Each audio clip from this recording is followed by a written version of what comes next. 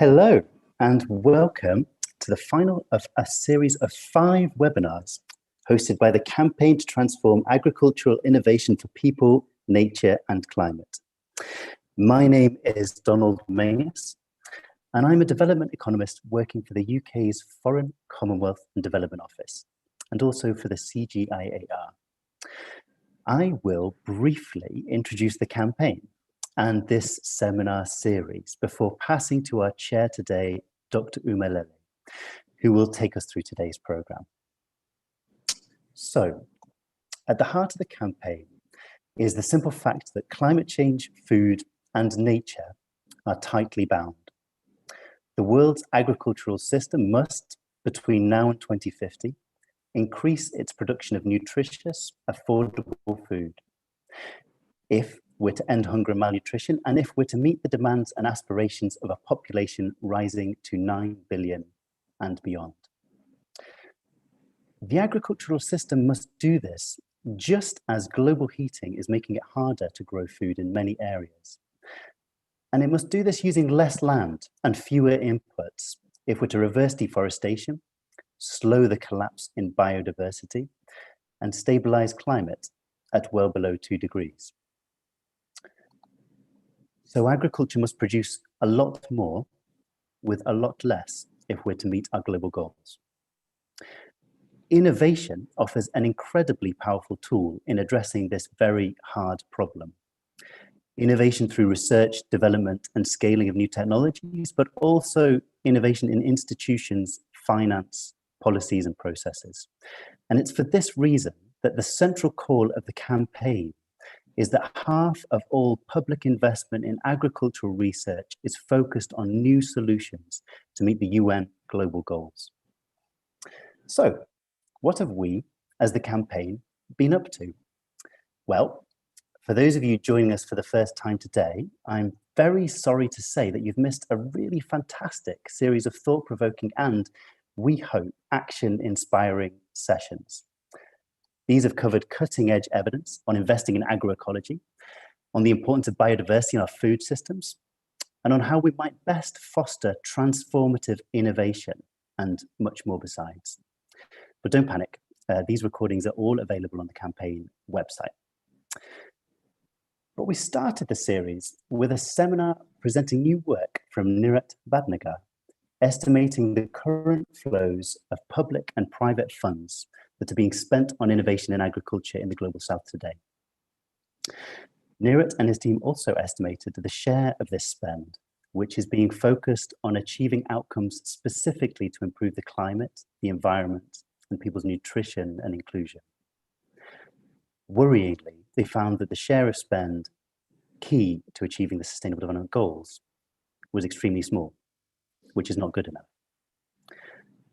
So today, we will end our series by moving from what is currently happening to consider what needs to happen. How much finance for innovation in the global south is needed if we're to get serious about meeting the Sustainable Development Goals, stabilizing the climate at well below 2 degrees, and adapting to the changes this will bring. Today's session will be chaired by Dr. Umelele, President-elect of the International Association of Agricultural Economists and affiliate of the Institute of Economic Growth in Delhi. The Indian Society of Agricultural Economics and the Agricultural Economics Research Association have both conferred fellowship to Dr. Lele for her lifetime contribution to the field of agricultural economics and rural development. So with 5 decades of experience in research and action and a slew of awards and honours longer than my arm, we are in very good hands today. So allow me to pass over to you, Dr. Lele. Thank you very much, Donald. And I'm glad you didn't make the introduction much longer because it would come at the cost of making presentations. So thank you very much. What an honor to be a chair of this exciting session.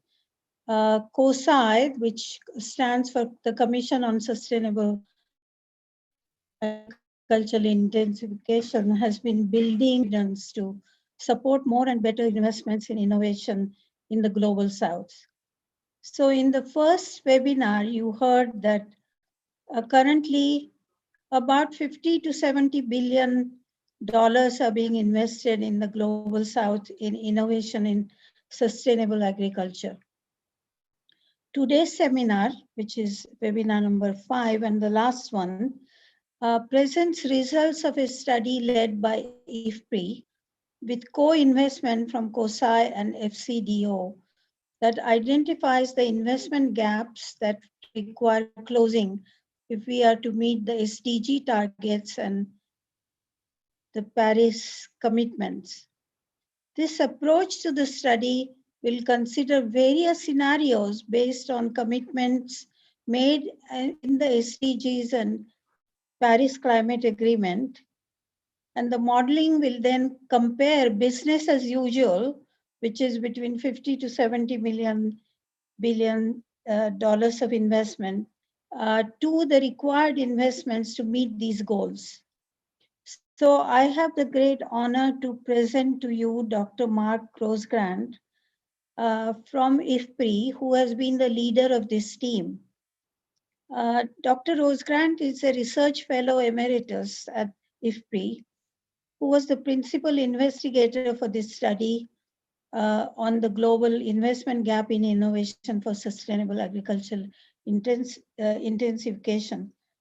He was the director of IFPRI's Environment Production Technology Division, and Mark has extensive experience in research and policy analysis in precisely the kinds of issues that we are addressing in this study before. He has worked on issues of economic development with emphasis on water resources and other natural resources and policy issues. And he has looked at the impact on food security, rural livelihoods, and environmental sustainability.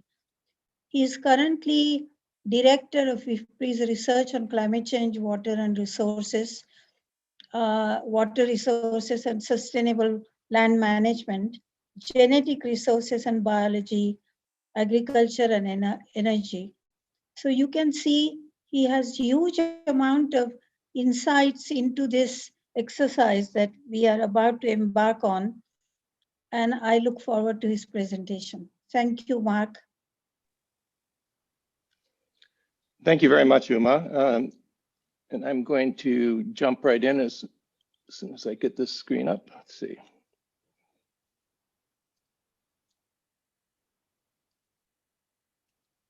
Is everyone seeing this now on full screen? Yes.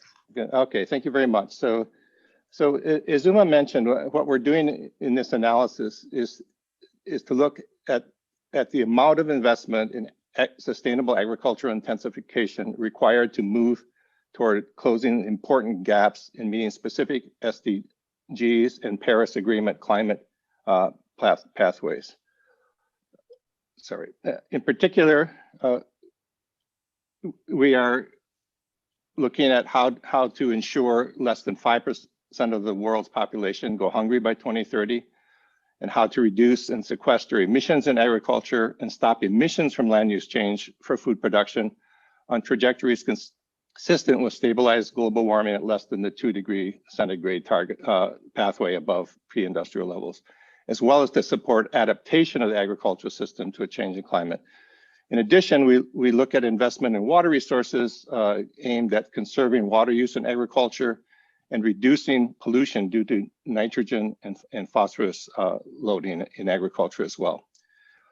Analysis of the investment requirements and the investment gap to 2030 will utilize model-based investment scenarios combined with analysis of specific climate smart and resource saving technical options and management practices in order to reduce greenhouse gas emissions and increase carbon sequestration. So I'll briefly describe the analysis of technical options a bit later. The modeling is done using the impact modeling system that you can see is in a flow chart here. This system combines information from climate models, the GCMs, hydrological and water supply and demand models at the river basin level, crop models such as DSAT, with the impact global multi-market agricultural sector model, which looks in great detail at country level and global agricultural outcomes under different assumptions. It's also linked to the Globe General Equilibrium Model, which allows us to also look at the assessment of economy-wide impacts of investments, including gross domestic product and per capita income. We also then drive post-solution analyses through the impact model to look at the impacts on hunger, greenhouse gas emissions, and agricultural pollution. The investment gaps, again, as Uma mentioned, are estimated relative to a business as usual scenario. This business as usual scenario uses the income and population growth assumptions from the IPCC's SSP2 or shared socioeconomic pathways, as well as the IPCC's RCP 8.5, which is a representative concentration pathway of relatively severe climate change. The alternative scenarios also use these fundamental assumptions, so that we're looking only at the differences due to investments. So you can see the projected investments in the business as usual scenario for these specific investments that we're looking at are about $10 billion annually for research and development, split across international and national public investments and private investments. And investments in water management are combined about $3.5 billion annually. But as you can see, these investments generate inadequate progress. So by 2030, we still have a world population at risk of hunger of over 7.3% compared to that target of 5%. And even by 2050, we don't reach the 5% target for most of the developing world under this business as usual. We also have excess agricultural emissions, over 100 million tons higher for carbon and 1 billion tons or 1 gigaton of CO2 equivalent for non-CO2 greenhouse gases such as methane and nitrous oxide. 66 million more people are at risk of hunger by 2030 under the business as usual, and agricultural water use is substantially higher in both 2030 and 2050. So what do we do in order to try to close these gaps? We look here at investments in R&D for sustainable agriculture intensification, investments in water use efficiency through water resource management improvements, and climate smart technical options to mitigate and sequester additional greenhouse gas emissions. The impact and cost of the technical options is noted up on the right-hand side here, are based on parameters and analysis from IPCC and many other sources in the literature. And so the key parameters include the savings in ton of CO2 equivalent per hectare or animal unit of any given technical option, the rate of adoption and percentage of area or herd over time, and the cost of investment per ton of CO2 equivalent saved. We evaluate these options at a carbon price of $70 per ton of CO2 equivalent. As you can see, we do get then substantial additional investments compared to the baseline, including about $4 billion for R&D, $4.7 billion for water management, and in 2030, $6.5 billion for technical mitigation options, with going up to $8.5 billion a year by 2050. As you can see in this slide, the additional R&D investments achieve big progress in hunger reduction. The global south, as you can see in the bottom line here on the graph, under the additional $4 billion of R&D, falls just short of meeting the 5% target in 2030, and goes down to below 4% in 2050 in terms of the world population at risk of hunger. All of the regions in the global south reached the 5% target, except for sub-Saharan Africa, which still has 11.5% of the population hungry in 2030. Given these big challenges, even more than in the other regions, sub-Saharan Africa requires improved policies and policy reform in agricultural value chains, finance, extension, gender responsive policies and investments, and social protection. But all of these will be required globally, of course. Looking then at the climate change side, the enhanced innovation investments in both R&D and technical options make strong inroads against climate change. As shown here, an additional $2 billion investment on R&D could avert an increase in hunger due to climate change through 2030. We do understand, though, that this treatment of climate change is highly aggregated. We're looking only at the amount needed to reverse the effects of climate on global food security.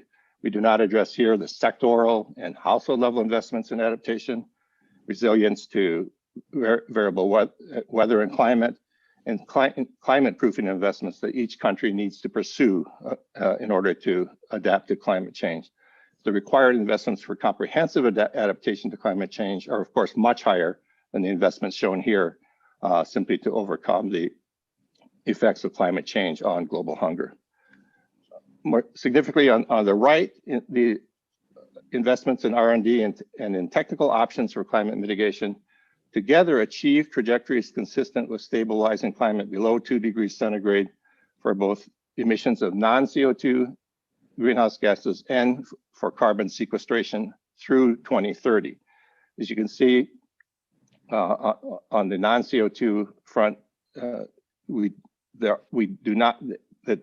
investments do not quite keep up with the requirements, there through 2050. So indicating, well, these investments can in a sense, buy time in terms of generating the required savings to meet the pathways.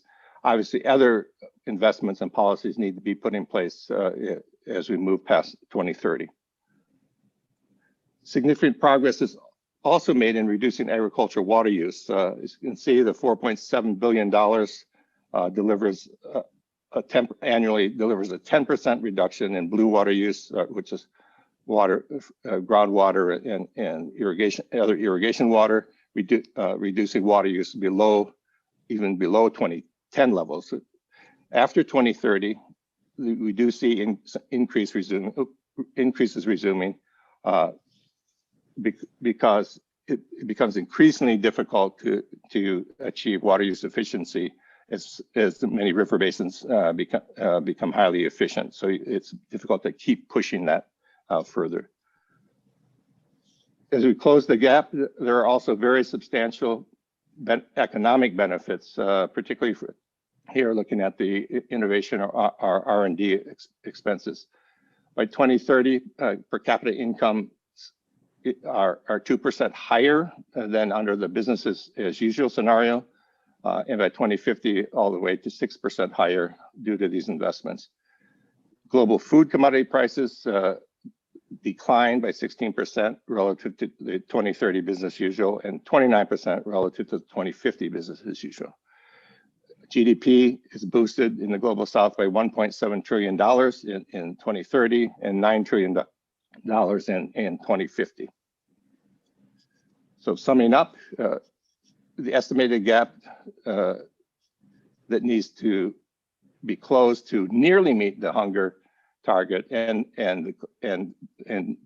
to meet the climate trajectories through 2030 is $10.5 billion annually, with another $4.7 billion for water resource uses to make substantial progress on SDGs, on SDG 6, excuse me. The projected benefits already noted of $1.7 trillion per year by 2030. However, as I mentioned earlier, the investment scenarios are not sufficient in themselves to deliver zero land use change, which is another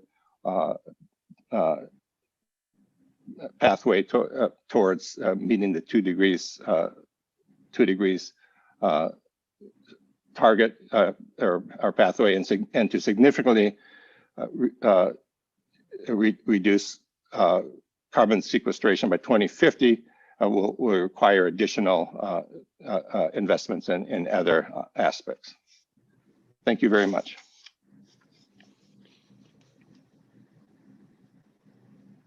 Thank you very much, Mark. That was a rich presentation in 10 minutes. And some of us have been reading your draft report several times in the past. So I urge the people in the audience to have access to this report and make sure that they absorb it, because there is a lot in it that could not be presented just in 10 minutes. There is much to be gained. And as you pointed out, there are many more other investments that need to be undertaken. So now I'm going to introduce you to two panel members who are going to comment on Mark's paper. That's going to be followed by Donald taking over with questions of webinar participants. So if you have any questions, please enter them in the question and answer session. So here we go with the introductions to the two panelists. One is Dr. Vara Prasad, who is also a member of, who's also a commissioner of CoSAI. He's the distinguished professor of crop ecophysiology in the Department of Agronomy and the director of Feed the Future Innovation Lab for collaborative research on sustainable intensification. That's a long title, I must say, at Kansas University. His research focuses on understanding responses to food grain crops to changing environmental conditions, particularly temperature and water, and developing best management practices for efficient use. So he's going to be the first speaker. And the second one is Miss Sarah Ambango Buni from IFAD, who is also a CoSAI commissioner. She has extensive experience in East and Southern Africa division of IFAD, which has done a lot of innovative work on financing of agriculture. And she will speak on issues related to food and agriculture from Mark's presentation. She also has worked in the World Bank and in Congo and other places. So we are very lucky to have her speak. So I turn over to Vara and ask him to make comments on Mark's presentation. Thank you, Vara. Thank you very much, Uma. I hope everyone is able to hear me. And I believe you're asking a question related to how important is the policies and enabling environment, and just give a slight overview of what Mark presented. First, I would like to say that the webinar series leading to this COP26 were fantastic. I learned a lot from these, and I'm sure others found it interesting and useful. I was glad to be part of this seminar, and which was focused on first seminar, which was focused on the current status of funding and innovation in agricultural research and spending, particularly on sustainable ag intensification. But at that time, we did not know how much was needed to meet some of the specific targets of sustainable development goals and climate action. This study, which Mark presented, provided us the investment gap and provided us with some tangible numbers. It is very important to have focus both on innovations versus creating enabling environment for wider and deeper impact. Innovations cover multiple components, starting from discovery to product development to adoption of new technologies. One thing which was strikingly clear from this report was that simple climate-smart technologies and resource-saving technologies, such as improved cropland management with better agronomy, tillage and nutrient management, management of rice production, pasture management, livestock management, significantly decreased greenhouse gas emissions. Similarly, investments in improved water use efficiency in irrigated cropland and rainwater harvesting and rainfed cropping systems significantly improved water use and water productivity. Similarly, efficient nitrogen and phosphorus management decreased losses, and these will move us in a positive direction to close our targets for decreasing carbon, nitrogen, and water footprints. However, to make change happen at a scale and increase adoption to have greater impact, supporting policies in creating enabling environment are extremely important and are a must. We cannot go far without them.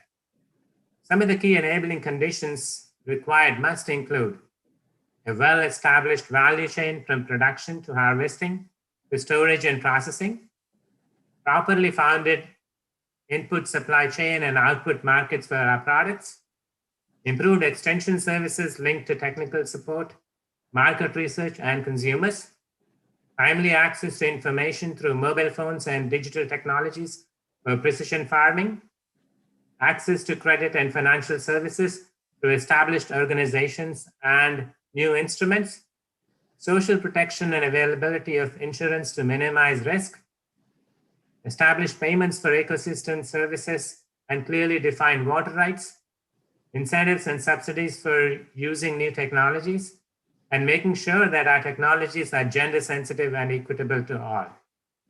These were some examples of creating enabling environment. This investment gap study was focused on selected mitigation strategies, but did not cover the broad adaptation strategies for resilience, which are critically needed as well. Finally, the big beast in the room is the large infrastructure needs, which includes roads, electrification, rural broadband, and internet services, which will require a lot more and continued investment to make change happen. Thank you, Uma. Thank you very much, Farah. I'm now going to turn to Sarah and ask her to elaborate on some of the points that Farah was making and some that he didn't, such as issues related to gender-sensitive policies and investments, social protection, smart subsidies, all these kinds of policies which are very targeted to specific groups that are needed in order to increase impact, sustainable impact on investment in innovation. Can you talk about these issues, Sarah? Thank you very much, Uma. And I just want to follow on Vara's insights. I think he raised a couple of key points around what is needed in the enabling environment. If we speak a little bit about gender, in order for the innovations to have a real impact on women and for them to move forward, we have to recognize some of the current underlying challenges that inhibit, and encourage a gender wage gap, that reduce women's participation in the labor force, and that can actually have negative onward effects of empowerment, such as gender-based violence. Some of these structural challenges with respect to gender look at restrictive masculinity and unequal responsibilities at household level. And there are solutions, and policies have to be put in place in countries to ensure that this needle moves. So for instance, reduce gender-based segregation across the sectors of the labor market, particularly in agriculture, is very important. We need to also increase women and girls' access to advisory services for entrepreneurship so that they can expand their options off-farm as well as skills on-farm. That said, we also need to be able to increase their participation in formal jobs and representation across all levels. Women, particularly in Africa, are not representative in research, for instance. So this is very important. If I talk very briefly and very quickly around what is important in terms of social protection and payment for ecosystem services, we see that these incentives are really, really important. Many governments right now, right across Africa, are still introducing fertilizer subsidies and other input subsidies that are actually detrimental to soil health.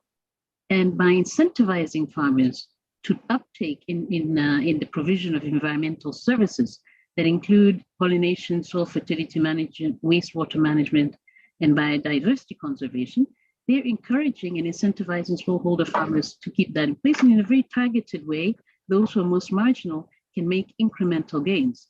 Indeed, even social protection helps the most vulnerable. We must be careful and aware that even though they're very effective in terms of ensuring that households are able to have the right nutrient mix, they shouldn't be distorting in any way. And in fact, coupled with productive assets, can have the most impact on the ground. So that is, those are some of the few points that I want to say, that even though we must have an enabling broad context at national and local levels, we do need to have very specific responses and tools for these vulnerable groups, and specifically women who carry the burden of agricultural production, particularly on small farms right around the world. Back to you, Uma. Thank you, Sarah. That was a very substantial answer, but I still have more questions for you. Can you please explain to us what should be the right balance between investments in national systems, in the global public institutions, the private sector, and other investors? Because currently there are a large number of national systems that are grossly underfunded, but funding for global institutions, including the CGIAR, has also stalled. So what should be the increase in investments, and how should it be balanced at different levels to make these institutions much more effective? That's a hard question, I know. I like a challenging question, Uma. There's no secret bullet, I think, that's truth be told. But today we have the most resources we've ever had in the world. So I think it's really about, first of all, focusing investors more strongly and encouraging, incentivizing them to invest in green, inclusive innovation. I think if we can all agree that investors need to focus there, then we could move on this. Only 7% currently of agriculture innovation is funding sustainability, and 4% is around social objectives for sustainable agriculture intensification. That is very little out of the bulk. So with the current funding, we can still do much better than we have done. And I think webinars like this and opportunities to discuss with yourself, Umavara, and others here to share these findings will be absolutely critical to encourage others to start investing in the right way. And we might need a blueprint and guidelines and principles and metrics to encourage them to embrace sound environmental, social, and governance aspects. The second aspect is to be realistic about what the offering and comparative advantages of those different institutions are. We know the role of research. We know the strength of some public sector actors. We also know that increasingly funds like the International Fund for Agricultural Development, where I work, are going really for blended options to try and crowd in as much as possible private investors into that mix, so that we can de-risk investments, offer guarantees, and work along with the private sector to ensure sustainability and establish smart partnerships. Thirdly, we know that CGIAR, including national agriculture research systems, have been at the forefront of innovation. But yet, despite this leading, there needs to be a right balance between the national and international institutions in agricultural research.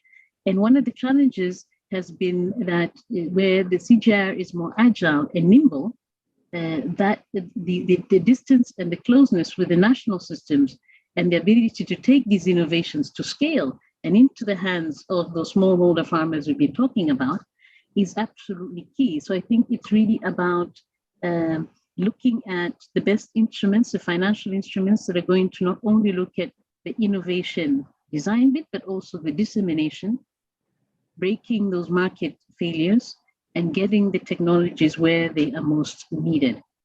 So for the challenge for international financial institutions like ourselves is to be able to come up with more complex, maybe, or smarter designs should be the answer, where we can have that triple win and forge partnerships from the onset with clear roles for the CGIAR and National Agriculture Research Systems, the roles for government and public institutions in terms of policy and laying down the ground rules and following through with that, and the role for private sector for really running away, creating that enabling environment, running away with innovations and going to market. I think this is how I would like to respond to, and every context is different, every country is different, but I think if these principles are done correctly, then and from the onset of any investment, looking at opportunities to bring all these stakeholders together and leveraging them in such a way that we can have mutual and joint returns, but really looking at blending both public and private will give us the right results. Back to you, Uma. One question to Vara now, in light of all the comments that Sarah has been making. Vara, if we look at the recent trends, we see that donor funding has gone mainly for scaling up innovations that institutions like the CGIAR have come up with. But there has been very little money for new innovations, new research, blue sky research to drive innovations and the pipeline of innovations. What would you suggest we should do in order to make sure that there is a good balance between scaling up existing innovations and creating new innovations in investment strategies? Thank you, Uma. I appreciate the question. As a researcher and administrator, I truly consider that discovery and academic freedom are the two most important pieces in finding novel and innovative solutions. We need those blue sky investments for out-of-the-box thinking that can bring transformational change. However, we cannot ignore simple innovations which give us small incremental changes over time. Often, the curiosity-driven explorations are risky and results are not assured. These are high risk, but if successful, will have very high returns. In addition to these, investigations take more time and need additional support to develop and create final products from the initial invention and discovery from the basic sciences. In my opinion, it's not one or the other. There is a need for both basic and applied sciences. I sincerely believe that both are needed for a continuous pipeline of new products that can be transformational, along with redesign of existing products for incremental impact. There were two examples. Please go ahead. Yeah, there were two examples specifically given with nutrient use efficiency and water use efficiency. And the simple innovations would be using the principles of 4R for nutrient and water management: right source, right rate, right time, and right place, which will give us incremental changes. But the transformational could be using nanotechnology or using microbes or changing the soil plant microbiome for improved nutrition and water uptake, or modifying the root architecture through breeding for greater exploration. So those are some examples. But I think when you look at the current status of need for climate action to reduce waste, we also need to think about circularity in our agri-food systems, especially because there are large inefficiencies in our system. And then the new investments should prime the research enterprise and ensure that the pipeline of innovations is continued. Innovation pipeline is like an hourglass, right? If you do not refill it, there'll be nothing left after some time. So it is important to understand that not all innovations will be adopted, and then some innovations will get disadopted after some time, and some innovations will need redesign.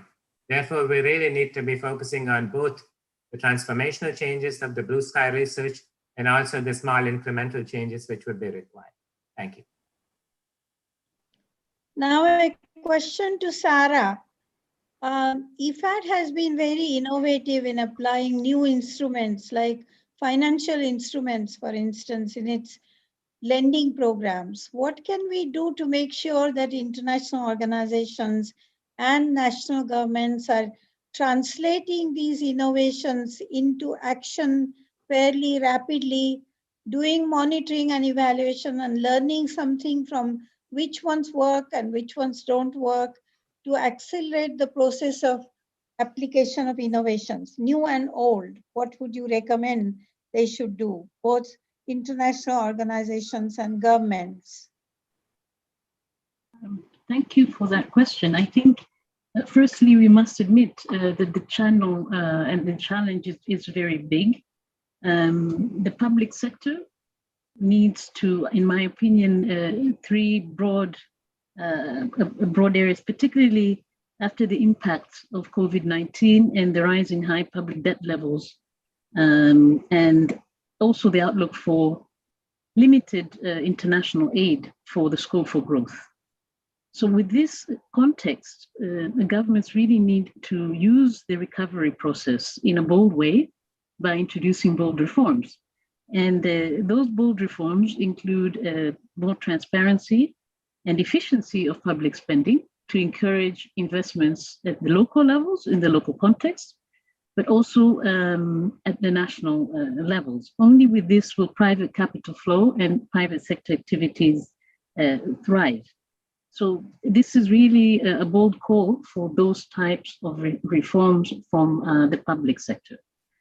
For the international financial institutions, other multilaterals and bilaterals, I think working in silos is not going to help us. We have to, as much as possible, create and use, deploy instruments that will be able to blend finance, whether it is green climate funds, which there's plenty of, whether it is the impact investors, venture capital, equity, guarantee schemes, working with commercial private institutions, even insurers, to try and meet and crowd in the finances needed to bring to scale and to address the sustainable, the challenges of the Sustainable Development Goals. This is absolutely important. On top of it, we all need to, and we must respect the principles of innovation, science, and research.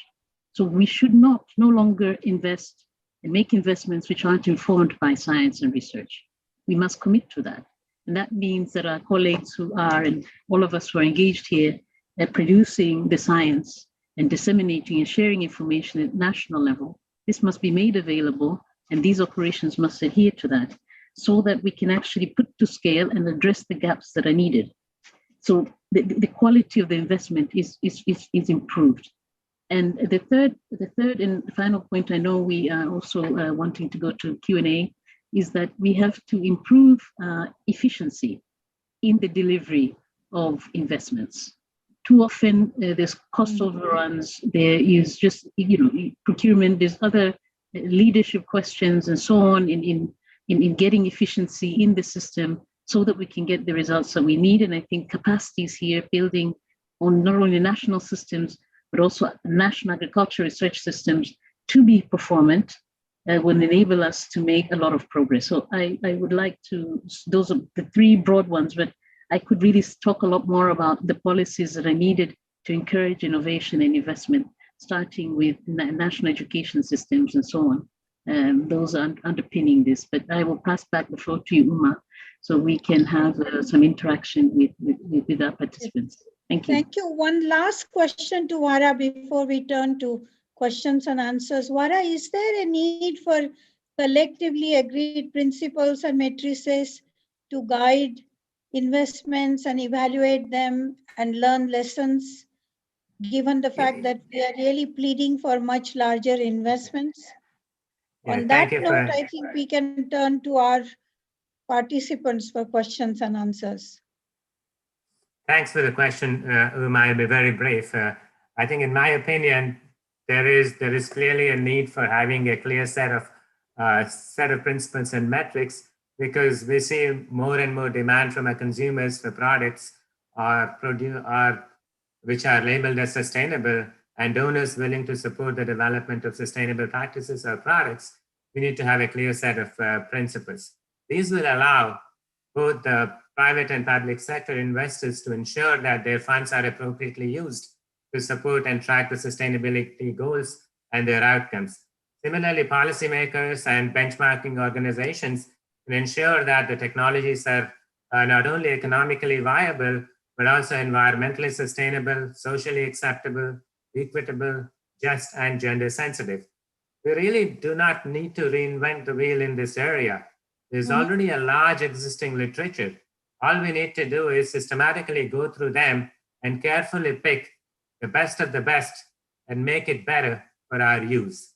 That is what we are doing in one of the tasks in our commission. And these efforts will complement the various other action tracks and levers of change in the upcoming UN Food System Summit, which includes gender, human rights, finance, and innovation. I believe that having a clear set of principles and metrics will be a game-changing solution. Thank you. Mark, and thank you, Vara and Sarah. They rhyme. That's nice. Their names rhyme. Now I'm going to turn to Donald to take questions and answers. And I thank you all for allowing us to discuss these very complex issues in a short period of time. Thank you. Donald, please. Thank you, Dr. Lily, and thank you, panel. That was fantastic. I learned a lot. So thank you also to the audience who has been, as you've been speaking and triggered by this really great discussion, firing in questions left, right, and center, pretty much. So let me collect up a couple. And in fact, maybe panel, I'll give you a quick heads up as to what's coming your way so you can do a bit of reflecting as we work through. So I think I'll collect up a couple of questions to Mark, first of all, on the underlying hypotheses within the modeling work and the estimation here. So if we increase research and development investment, what happens in the model? Are we talking about increasing yield, changing land use? So a little bit under the bonnet, although we'll have to be, no doubt, the real juice there will have to wait until the final report comes out. And I wonder if, Mark, you could also just quickly answer a great question from Paul de Sanka on what's the increase we're talking about here? What's the baseline figure for investment at the moment? And how does that compare to what we're recommending in terms of the increase? So that would be super. I'd then like to turn to Sarah for quite a challenging and interesting question from Sileshi Gerahan. Considering questions around what do we do?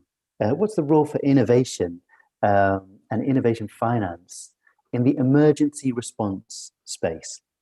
So how do we think about the food systems and innovation within the food systems in that particular very difficult context? Let's start with those. We have 7 minutes, so which is a little bit of a squeeze, but always the case. So first to Mark for a great high-level response there to Guy and Paul's questions, and then to Sarah for Sileshi's question. Thanks. Okay, so the agricultural research and development investments do drive initially productivity growth in the agricultural sector, and then that productivity growth in turn, of course, it increases the supply of food, which pushes down prices, commodity prices somewhat, which then can also induces increases in the demand for food or consumption of food because people can afford more food for the given the lower prices, and particularly for people of lower income, that's extremely important because of the high percentage of their expenditures on foodstuffs. Is that productivity growth, in addition, drives increases the income of farmers initially, and so then the increase for farmers and for the agricultural sector as a whole, because we can capture the broader sectoral intersectoral effects, also drives growth in production and income in other sectors. So, you know, so you get initially higher growth in, let's say, the non-farm rural sector, but that also then has knock-on effects to the rest of the economy as well. It also can shift labor from agriculture to other sectors because with increasing productivity growth, releases some labor in the agricultural sector to other sectors, which again increases production there. So there's a number, a chain of connections there that drives the results. Okay, in terms of the investment levels, there's so in an earlier slide I showed the business as usual scenario. So we're comparing the additional investments to the business as usual investments only in these particular areas. So other kinds of investments such as infrastructure or rural roads or expansion and irrigation are assumed to continue at their business as usual rate. But in terms of the R&D for productivity growth, the business as usual investment was shown earlier was about $10 billion a year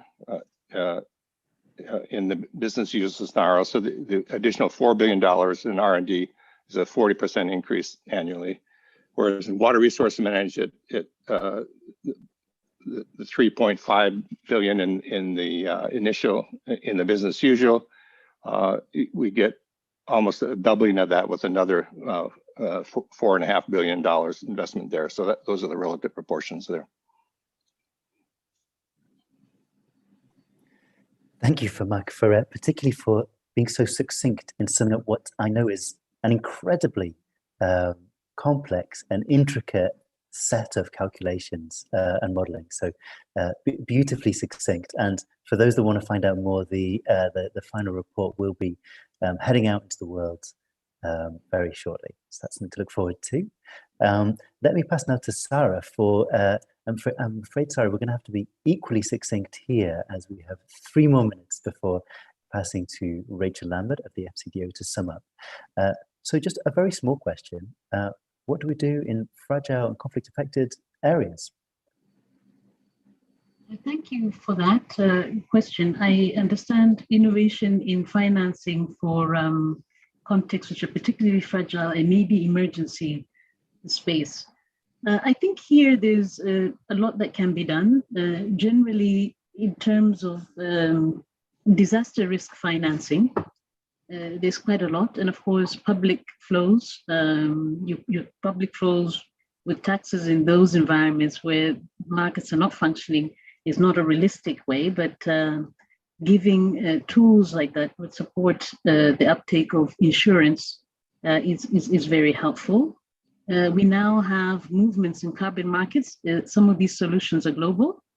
And in conflict-restricted spaces, there's also a land. And if we can have a fixed carbon market and encourage global uses of those markets, it could unlock in a very clever way financing for areas which are not productive because of violence or displacement, and this could be a sustainable form of finance that is not aid dependent.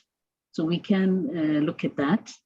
We can also look at other types of harnessing other types of finance, like remittances, which are actually based on, let's say, legal migration, and harnessing those in smarter ways, developing capital markets in some of these places. So there are some instruments that we could push in terms of innovation to see how they would work there. Of course, the digital divide in conflict-affected places doesn't help us, but if we deploy digital in some of those places with GIS, we could actually provide the evidence for some of these transfers. So just some quick thoughts there. And maybe we should pilot and test some of these instruments we talk about in those places to just demonstrate that they can work. Back to you, Donald. Thank you so much, Sarah. That was great. So, and thank you as well for being so succinct also on a really difficult and complex set of issues there. So that, unfortunately, is the time we have for questions and answers. There are a rich set of questions coming in, which I hope are just the beginnings of conversations among the audience and between audience and panel members, which will spill on in coming days and weeks. But all that's left now is to I would like to pass to Rachel Lambert, who leads the FCDO, the UK FCDO's work on agricultural research, to provide some concluding remarks. Over to you, Rachel. Brilliant. Thank you, Donald. And thank you to all the participants today, and particularly to Mark and his team at IFPRI, who've been working so hard on this study over the last few weeks and months, and to CoSAI and CCAFs, and of course the very excellent oversight committee that have been really sharing so much of their time and wisdom in steering this quite complex task. The scale of the question that we've been considering here today is really huge. The Sustainable Development Goals, the Paris targets for adaptation and mitigation are complex, they're multidimensional, and the beauty of innovation is that it changes systems, which is why, of course, it's such a powerful tool for achieving these very ambitious goals. And that's why it's so difficult, of course, to forecast. And what Mark and his team have done is to consider in a very rigorous and comprehensive way how far we might get if we pull our existing levers a little harder. And I think his findings are simultaneously inspiring and worrying. Inspiring on the one hand, because they indicate that an increase in ambition on innovation finance could have a really potent impact on key sustainable development and climate goals between now and 2030, with the potential to bring us within reach of ending hunger in many parts of the world and to win globally significant reductions in greenhouse gas emissions, whilst generating really significant economic benefits. The case for pulling that lever harder looks very strong indeed. But of course, on the other hand, the findings are also worrying. They indicate that although extraordinary, it won't be enough, and it won't be enough to achieve the radical transformation required by 2050 to reverse land conversion and sequester significantly more carbon. And so a transformation, that transformation is really critical to stabilizing the climate and reversing biodiversity loss. And that brings us back to a point that Bruce Campbell made during the last webinar, I think it was, that the technologies and practices and processes which we have today don't get us anywhere near the level of greenhouse gas mitigation that we need from agriculture by 2050. And that implies two things. It implies that the case for more finance for incremental innovation, which has delivered so much in recent decades, i.e. scaling of existing solutions, is very strong, but it also implies that we need more than that if we're going to meet our medium-term goals for climate, nature and people. And so we need to build the finance, the institutions, the enabling environment to truly foster transformative innovation. This series of webinars has brought us a really exciting set of new evidence to the table. We saw in our first seminar the scope to pivot existing flows of innovation finance to better tackle these challenges. And the second and third seminars considered that sort of nexus between climate, nature and people, looking through the lens of the food system and understanding the broad range of outcomes, including biodiversity, the importance of agricultural diversification, local adaptation and pathways to scale. The fourth shed light on how we can genuinely engage in transformative innovation and what does end-to-end innovation look like in practice and how can we incentivize it. And the evidence, of course, that we've heard today makes a really powerful case for an increase in ambition, in ambition, finance and leadership for both incremental and transformative innovation in our agricultural systems if we're going to meet our big goals for nature, for climate, for the sustainable development goals.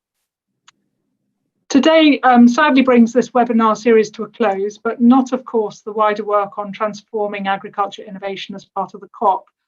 And over the next few months, we will be continuing to build a coalition of leading organisations and programmes as allies to work with us, ready to commit to a new vision and plan for agriculture innovation. And we'll be seeking and showcasing the most innovative and exciting ideas and be mobilising supporters, whether farmers, entrepreneurs, researchers and others who want to back the campaign and share their stories. So how will this all land at the COP? I think our expectations are threefold. Firstly, that as development partners and as governments, we step up to invest the necessary resources in research and innovation to meet that triple challenge of ending hunger, whilst containing climate and avoiding further damage to nature and biodiversity loss. As funders and researchers and research organisations, we commit to delivering the end-to-end solutions in our research, i.e. delivering practical solutions that really work for smallholders and for other end users. And then as public and private stakeholders and actors, and of course including farmers, we come together to launch new partnerships and business models that can take proven technologies and approaches to scale. So this brings our